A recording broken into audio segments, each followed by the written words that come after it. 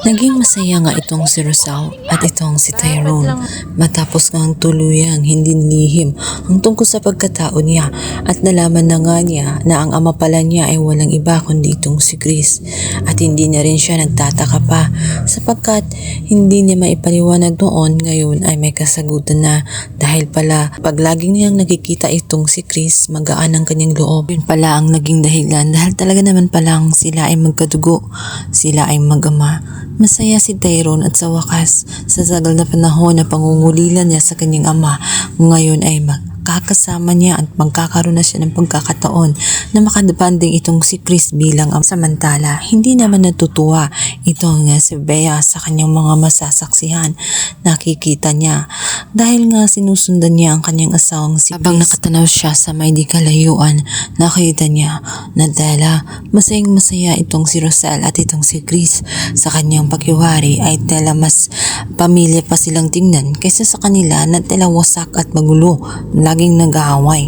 Kaya naman sinabi ni Bea na hindi ito mangyayari.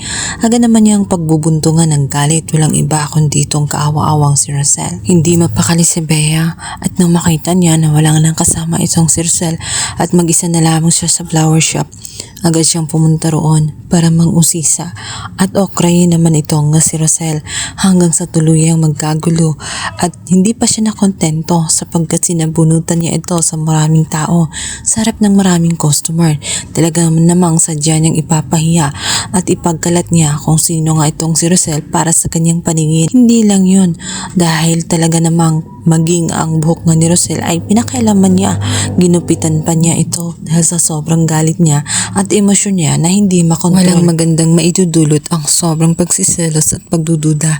Wala siyang tiwala kay Grace kaya ganun na lamang ang nangyayari sa kanya. Samantala malalaman ng lahat ang kanyang ginawa sapagkat magtitrending at magbaviral sila sa social media at malalaman din ni Belle ang ginawa ng kanyang ina kung saan nakakahiya ito sa publiko.